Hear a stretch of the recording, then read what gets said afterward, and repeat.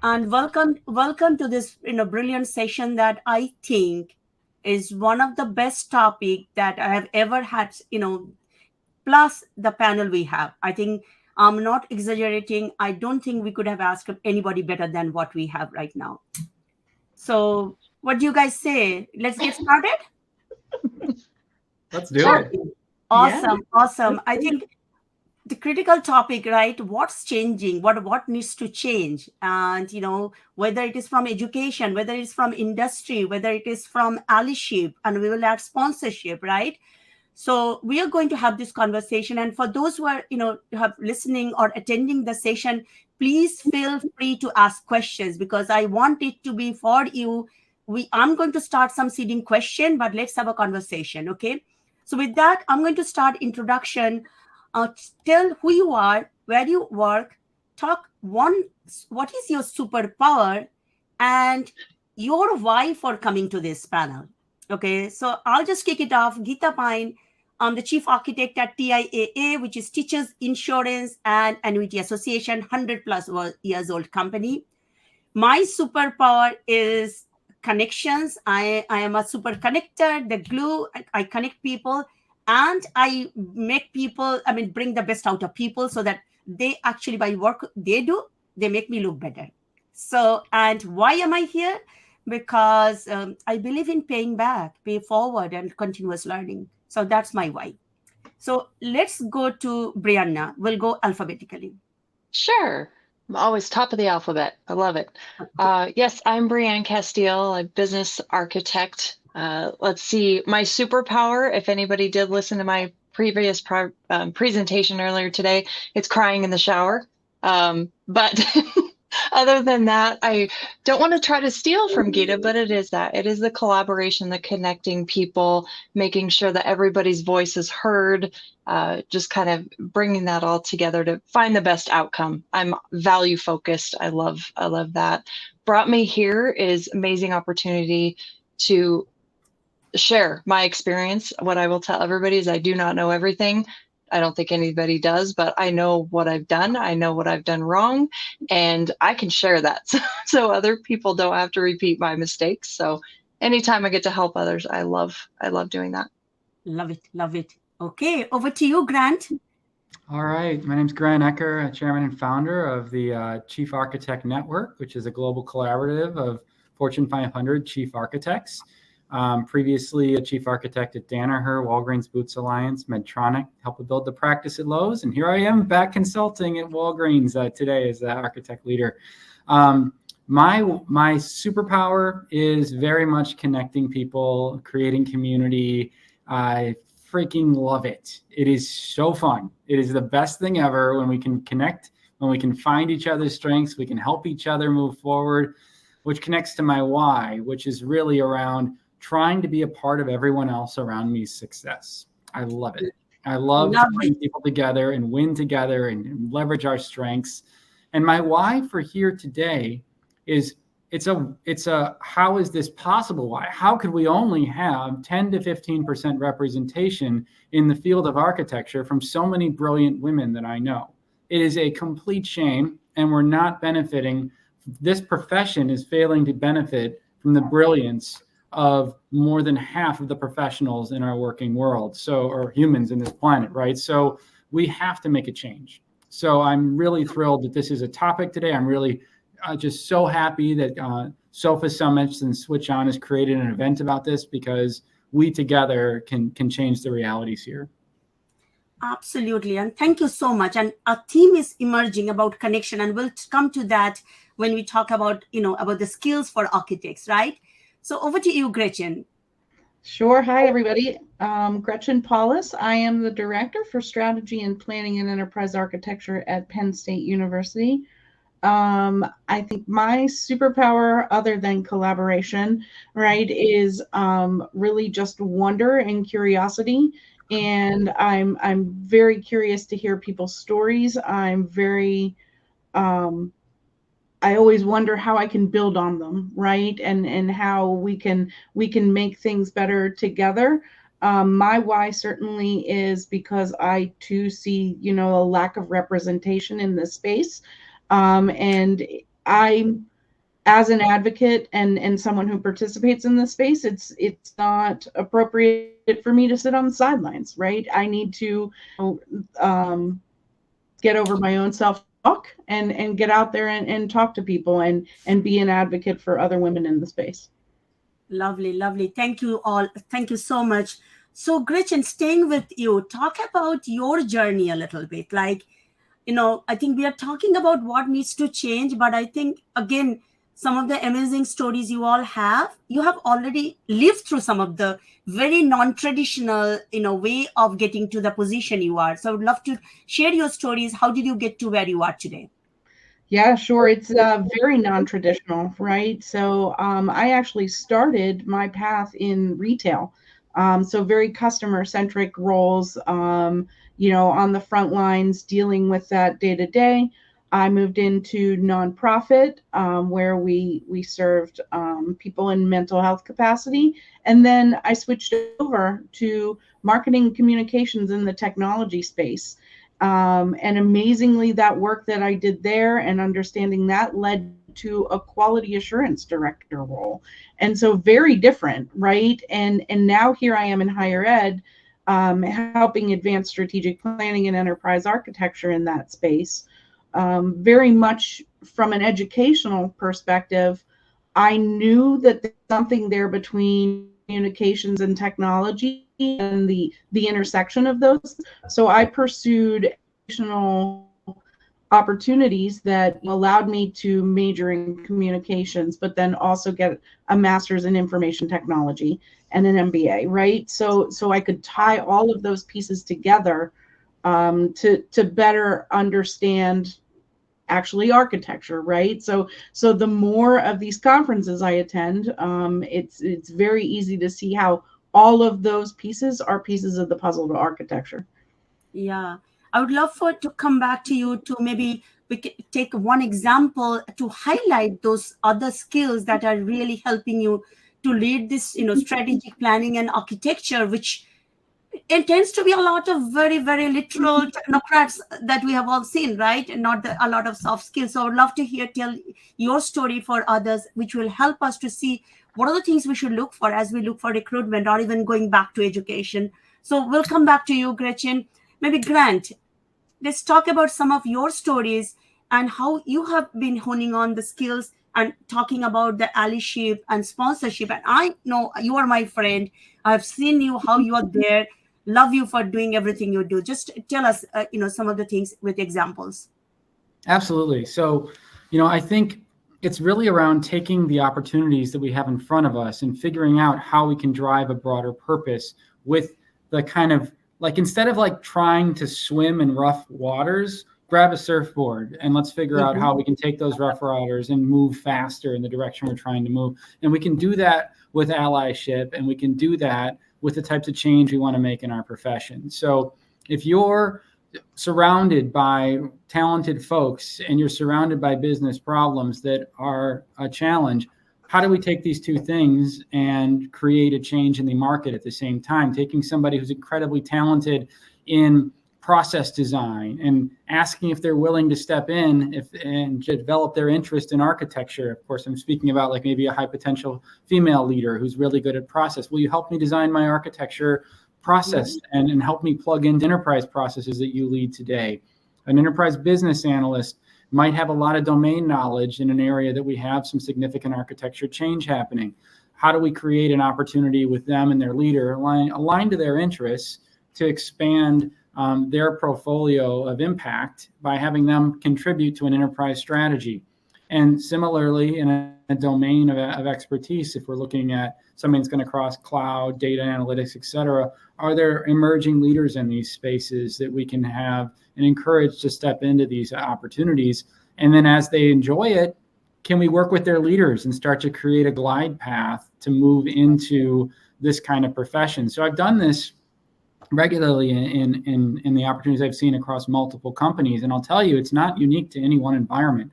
We can make this happen, any one of us in any environment we're in. And it doesn't need to necessarily be the being in charge, although it does help. It does help because you have more influence when you do.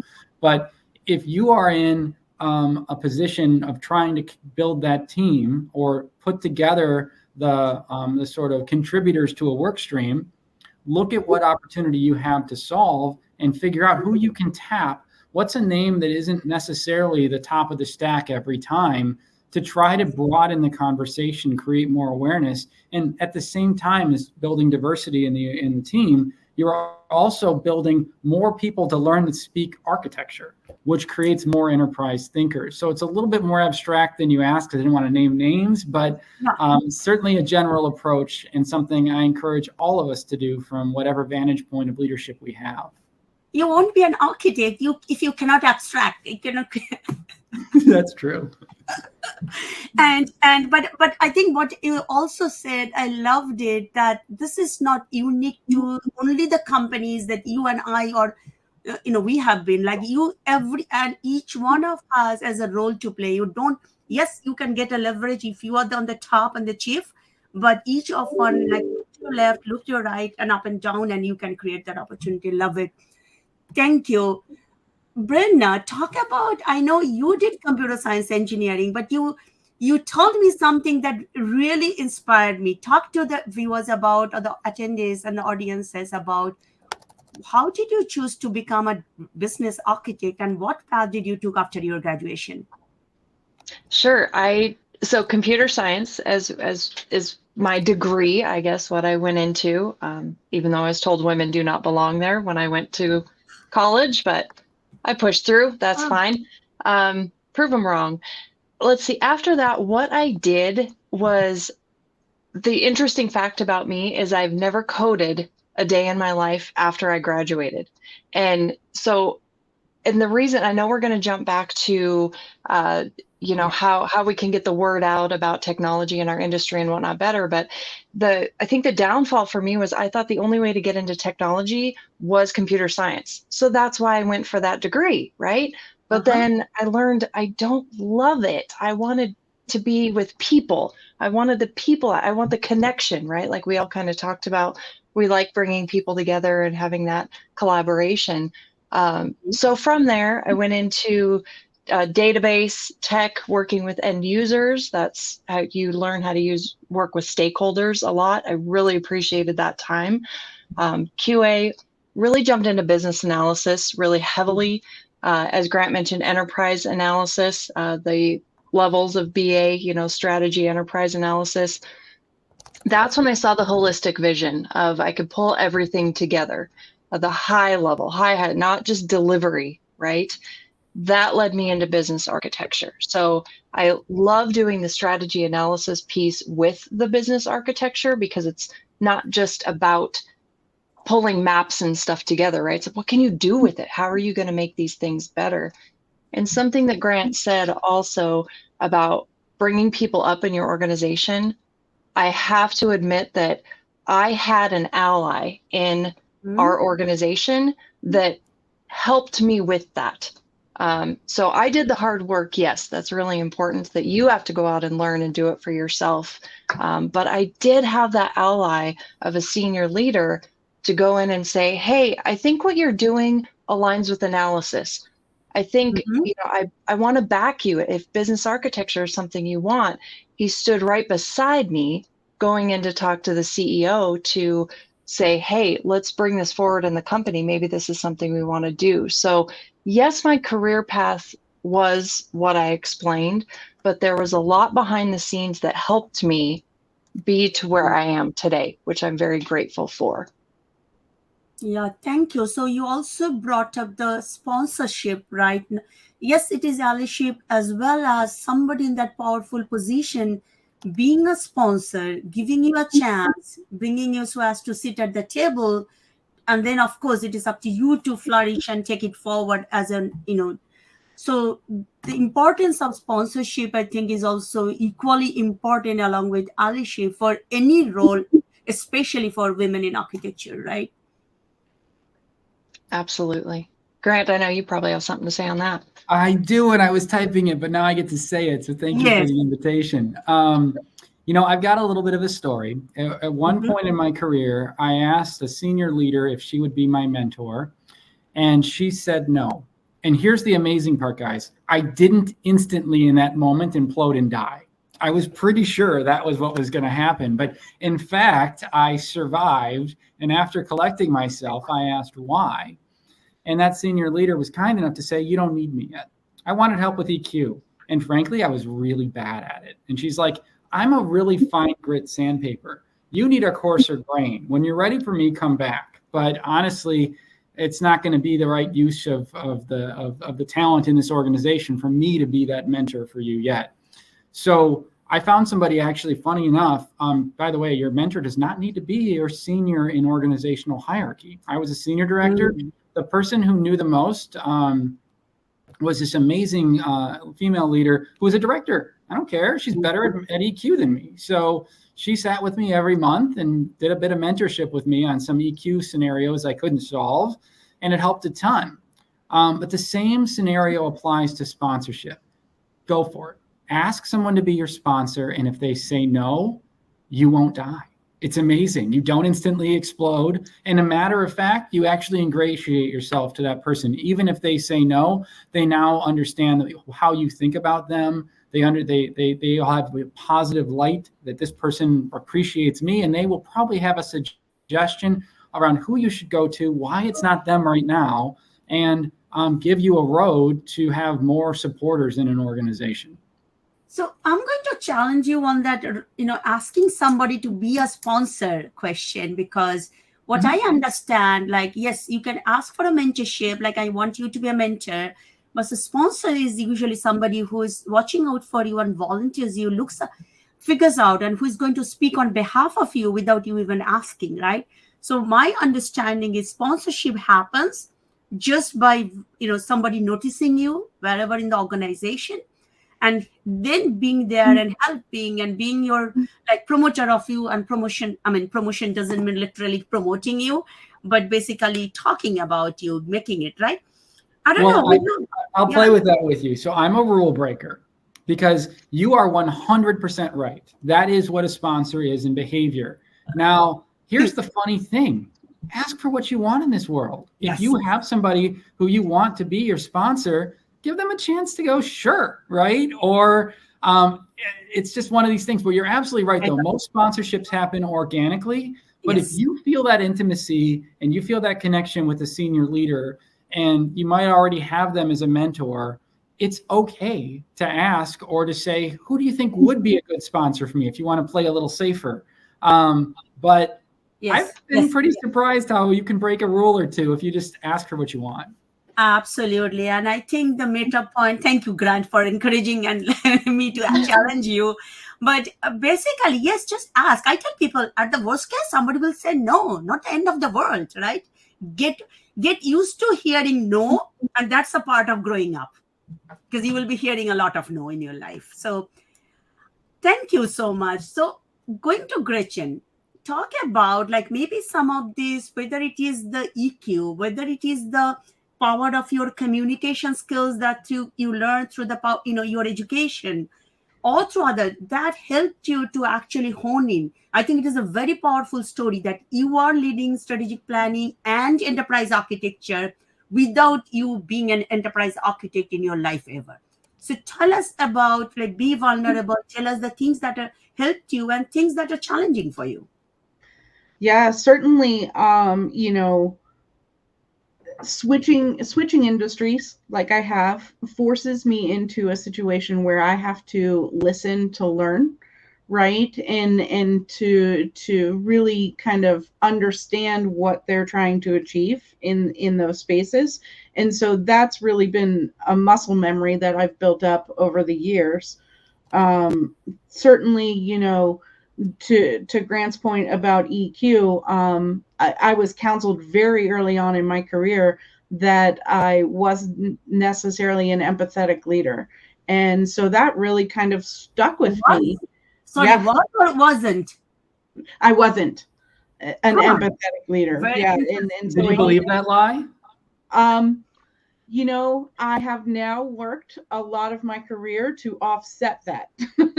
And so now when I tell people that story, they don't really believe it, right? They don't believe that I could have ever been a different way in my career. And so that really helped me sort of build that skill. That sort of negative reinforcement, the hold my beer, hold my wine kind of deal. Like, sure, I'll show you I can be empathetic, right? And so that's really been like a superpower in this space, because that helps me to understand and listen to people in a better way. It helps me as a collaborator.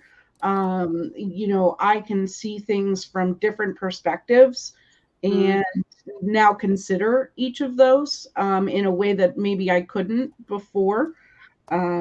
So it really, those are some skills that you learn the hard way, I guess. Yeah. And what you said is, so it's not just the muscle memory we already have, but we can train. Once we are aware of this is something that you can be conscious about. It may not come naturally, but you can learn and hone on it, right? So with that, let's talk about education. Let's talk about what needs to change. What do we need to do more of? And you can pick education, either go all the way back to the basic in middle school, high school, to all the way, whether or in the graduation or post graduation. And in the context, I would say, bring it in the context today. We are all living into this. So many changes are happening, whether it is geopolitical changes, climate changes, and top of that, everybody's sprinkling AI and Gen AI on everything, right? So a lot of things that we used to do could be my co-pilots. I have agent. I want to live with my agentic architecture, all my agents, so I can form my enterprise architecture team with many complementary agents. So in that world, imagine fast forward, what do we need to do? What role do we need to play to help? And what are the skills and we need in the future? And anybody, can I start with that? Because it goes off with something that Gretchen said just a second ago as well, about empathy. She may have, and it was just misinterpreted that you didn't, or I like your thought of constructing criticism. You worked on it anyway, right? I think we all need to. And what you said, early education, Geeta, triggers me that we are born to be selfish. Human beings are. They are selfish. It's my toy. It's my this, mine, mine, mine. And I think really in this, especially in this profession, or to succeed in this world, I think it's all about collaboration. Every single one of us mentioned that. That's why we love what we do, and connection. And I know I've talked to my kids about this, even though they're going through schools, even where their classes are focusing is on, what are you learning? What grades are you getting? And there's not a lot of togetherness and collaboration. No, because that's cheating or whatnot, and so I always tell them to, yes, focus on this, but to be successful in life, you have to learn empathy. You have to look beyond yourself and really connect, understand how the other person is feeling, to know what's in it for them, so that you can provide value to them better. So it's not always about you. And I think instilling that and teaching that, those soft skills, if you will, but they're the hardest ones to learn, how to communicate, how to collaborate, how to be empathetic, those are going to be huge no matter what people do. Yeah. Why do we call them soft skills, not hard skills? No, I know they're hard. Really hard. Really hard. Doing math is much easier. Yes. Yes. And yes, I see some, staying positive and resilient. So let's talk a little bit about resiliency, maybe, right? I think it's a very important topic, not just the designing systems that are resilient, but we got to be very, very resilient, right? So war stories, resilience. I got one. I freaking love this topic. So resilience. So one of the things that we explore in executive coaching is, while we really want something, but we don't go after it, right? One of the questions that we can ask ourselves, there's three of them. First is, why is this important right now? Why is this a focus in this moment, right? The next is really around, what would happen for us if we were able to achieve this? What's possible, right? And then the last, which is focused on resilience, is what has allowed us to tolerate not having that thing we want up to this point, and what's changing now. And I believe if we can arm ourselves, it's called dressing the knight to slay the dragon. I didn't make this up. If you look that up on YouTube, there's a whole talk on it. But if you can dress your knight to go slay that dragon, you now have a lot more resilience to go after it. And it's a lot easier to stay positive because you have in your mind, what great thing is going to happen when I get this done? And why I'm not going to tolerate this thing not happening, and why now? And if I have that, that's the sword and the shield I need to go after the dragons in life. Yeah. And also, thank you so much, Grant. I think I love that quote and the examples, right? For me, and I love that the step 1, 2, 3, like 3 questions. So you're truly speaking like an architect. So you need 1, 2, 3 in order to get this done. I'll say, just like most of you, I got a lot of no in my life too, right? The first thing starts with no, and I turn that into yes and. So it is a yes, and tell me what needs to be true to make it happen, right? So, and getting that no several times, also talking through several problems, people saying it's not possible.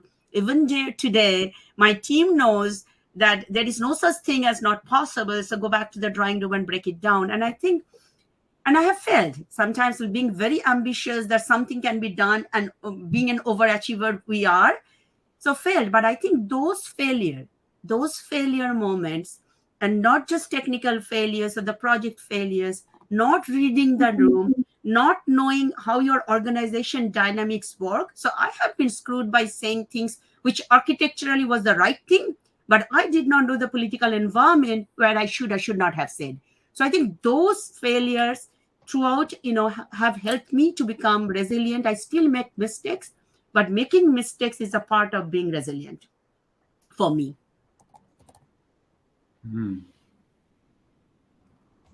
Anybody else wants to add to anything other around being positive with so much of changes? I'm sure there is a lot of budget cuts. Maybe talk a little bit about how you're thinking about, and again, what skills are you honing in order to make sure that we are in this financially viable, or the election is coming up in a couple of months. Who knows what the economical environment would be? Not a political statement, but that is a reality, right?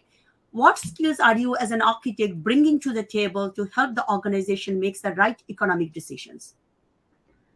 So for me, that's really, the whole idea of an ecosystem, of a systems thinking, right? And realizing that, Breanne, to your point, we're taught that to be selfish, to be me, to be about that.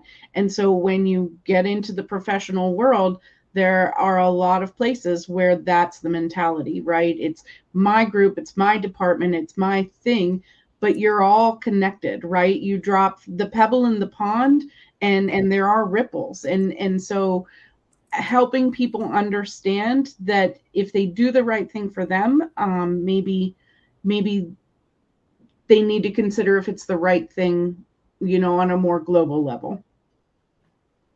Yeah.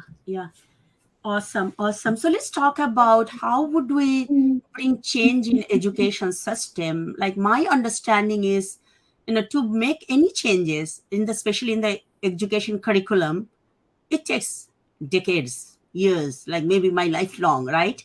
So what do you think we can still do in our own scope, in own little way, to start educating the next generations, like what skills they need to hone in on? And architecture is not just about being the best software engineer. I'm not saying that that's not a good thing to do, but what else you need, and what each of you maybe can talk about, what you are practicing today, or what you would like us to do so that we can start bringing this awareness. That resonates. Sorry. Breanne, go. No, okay. I'll throw it in. One thing that I'm passionate about is, I don't work for a university but what I can do is spread the word in the group around our town, right? So one thing that was started was BA Day for business analysis, and that really opened my eyes to, hey, on every town, every city, every one child, you can make a difference. And so that was kind of a global initiative to make sure that, on this day, let's see how many people can go into schools and give a presentation on what they do, what their industry is, because it's not software engineering all the time, right? I didn't know that. But so I'm passionate about sharing what I know and what I do with others, saying not just, oh, you need to go and be an architect, because it's not for everybody. You need to go be an analyst, but have a conversation with these kids to say, hey, what do you enjoy?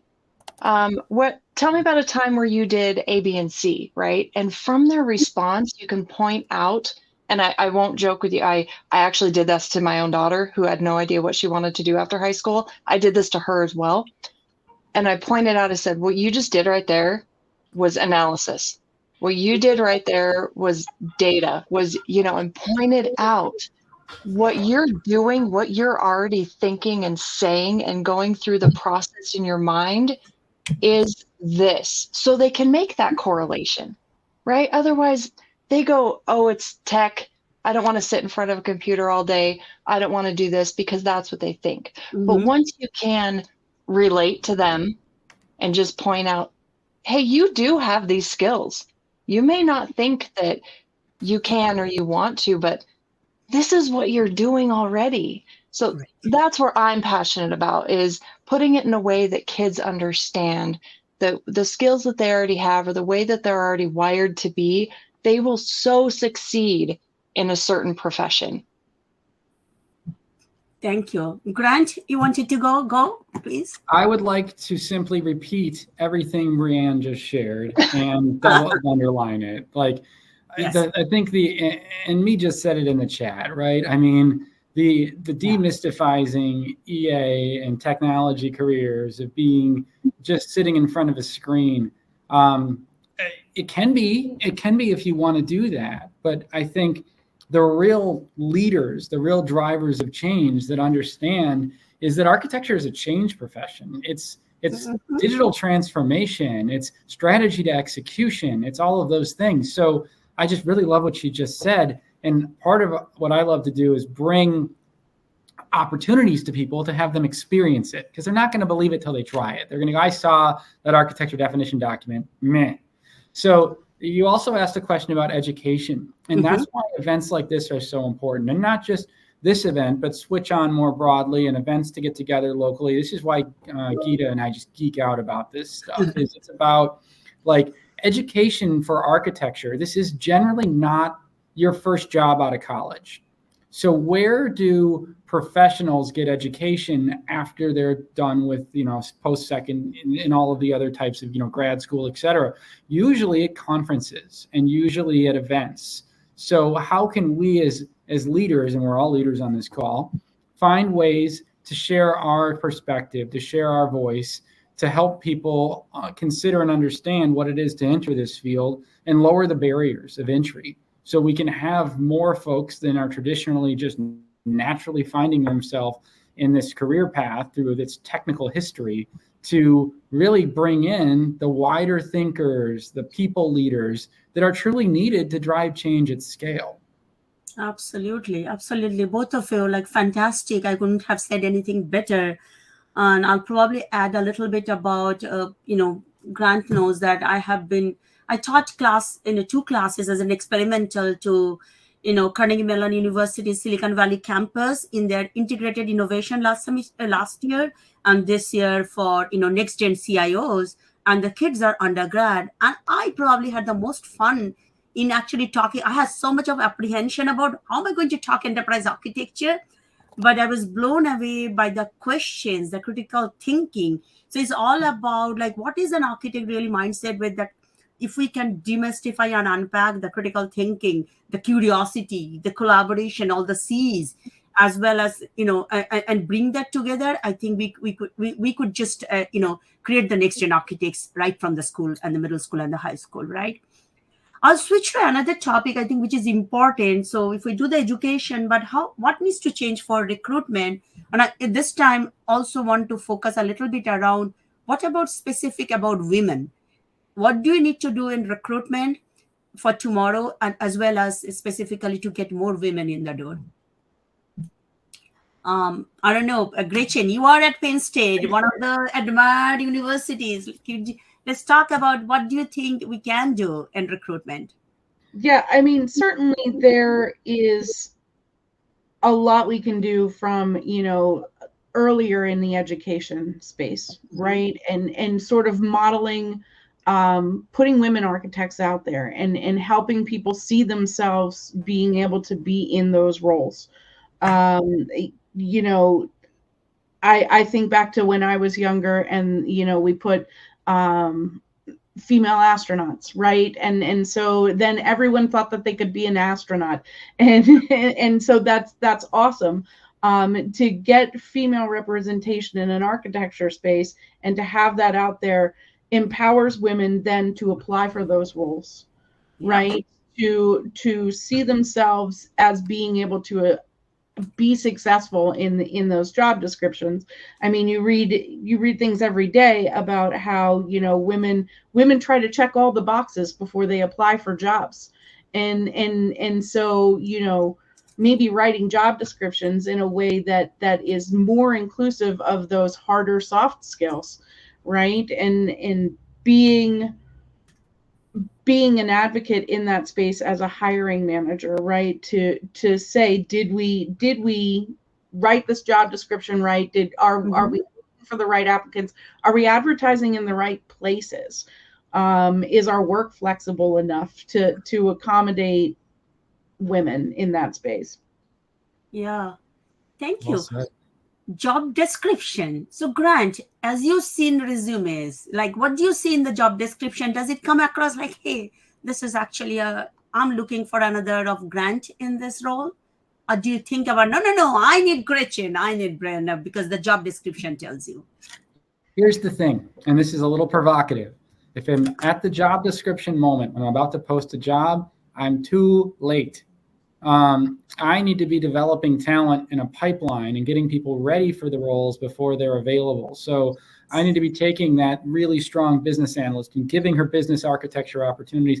So this is an incredibly obvious development move by the time I have a job description. So I need to be thinking quarters and years ahead so that I can be developing a talent pipeline that is diverse and going to be successful in the role, because I do have to hire the most talented person for the role when it's out there, and the most skilled. And I can make that reality true by investing in stretch opportunities for people who aren't yet that 100% fit in that box at the day they are, and then encouraging them that, yeah, it says this in the job description, and you've done that here, here, and here. Did you think about it that way? And coach people to understand the cumulative property of work. You've done this and you've done that, which is the same as C together, right? So how do these work experiences are additive? So that's part of it. And the other piece is writing inclusive job descriptions, right? If you're not thinking about it in terms of if you just take an industry boilerplate sheet, it might say 5 years experience in X, Y, and Z. Do I need that? Or do I really need global experience, business engagement, et cetera? What is the net holistic experience I actually need, not the lazy copy paste, must have been in the architecture career for 8 years. I think I'd benefit more having somebody who's been in the businesses and in the technical lines that will connect that to architecture. Thank you so much.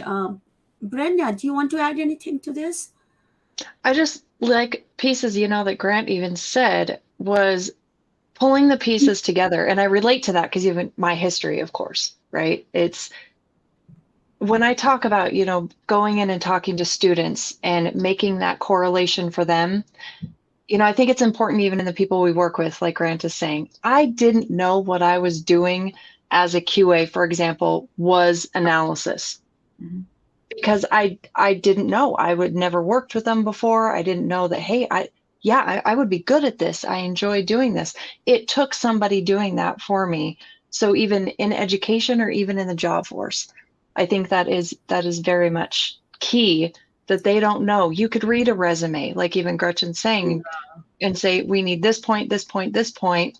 But what does that mean? Maybe I have something that combines the two, but so I'm not even going to apply.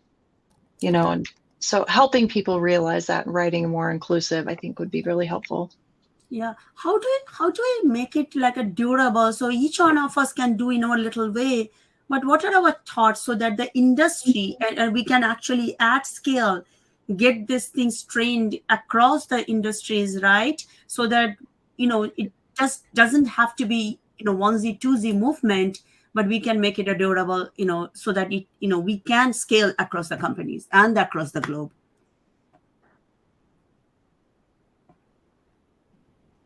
That'd be a hard skill. Yeah. Yeah.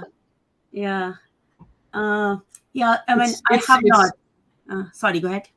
It's doable. I think, the thing is, again, it focuses on the transferability and the understanding the likeness of tasks. So I think one of the things we can do is break things down and try to avoid jargon and speak in plain English, so that barrier of friction between I've only done X and I haven't done Y yet can be less. That's part of what can help us globalize skills and globalize opportunity. But it's a tough challenge, which is why I think we all went for a minute, because you put a big one on the table, which is, I think, a challenge we need to be thinking about. We need to be thinking big. And I think we need to coach some of our leaders, especially in technology, to not be so literal with their words, right? Like I say a lot of times that I deal in a world where I encounter a lot of literalists. And so if the word has a specific definition as defined by the organization or the industry or whatnot, they get very hung up on that. And if someone's switching industries, but maybe has the skill, they don't leave room to consider that maybe this is a skill that is applicable in my industry. They just called it something else. And so you see that with job titles, you see that with skills, you see that across the board. And so sort of coaching people in a way that says, consider this more broadly, and your applicant pool will get bigger. Yeah, I see a great comment, and I know we always tell that women want to be like 120% before they can apply for a job. So adding math tabs was nice to have, but when we look at it even today, I feel like, oh my God, I don't know. I probably may be the more qualified than many candidates, but I myself will not apply, right? So great point about like if we can get our job description around minimum qualified MQ, yeah, equals must have. Awesome. Thank you. That's a point for Pyne is, yes. if they are listed that way, and this is a weird thing to realize, but you'll see minimum qualifications, often called MQs in HR. That is the must-have. And then PQs, you can have none of them and still apply. Those are preferred qualifications. So as you look at things, try to decode that, because that's something that might make you feel more willing to apply. This was awesome. I think we are probably coming to another couple of minutes on this. Let's wrap it up. Just what is one thing you would like to leave the audience with today, and that somebody can take home and feel like it is actionable? Just go, anybody. Be the change you want to see, right? I want to see more women in this field, and so that means I have to put myself out there and I have to talk about it, whether my self-talk is telling me I'm qualified to do that or not, right? And so if you want to see more women, then be more visible. Ask for what you want. Get out there, take no, and ask why, and then ask again for something slightly different. Ask up multiple trees, but be bold, get out there and go for it. The no's are only going to give you better insight into what you need to do differently, and you'll get there. So just go after it. People want you to win. They do. They genuinely do. It's just a matter of asking for what you want. Love it. Thank you. Breanne. Yeah, I think I would just challenge everybody to volunteer. If we all do, yeah, that's a pebble in the bucket, right? But if multiple people, a whole bunch of people start doing it, to reach out and talk to these younger kids, especially women, the girls, to say, hey, yeah, make that correlation for them. Help them make that line between they say this in tech or whatever. Well, you're doing it here. And just talk about our field, that technology is not all computer science, unless you want it to be, but it's not. So to get out there and just start talking about what you do. And thank you so much. And I'll just say, just show up. If you did not show up, you just missed an opportunity. You don't know what you missed. So just be there and show up. Thank you, Breanne, Gretchen, and Grant. It was wonderful, and it's my privilege to have this conversation with you all. Hopefully, everybody enjoyed as much as I did. Bye. Thank you. Amazing. Thank you.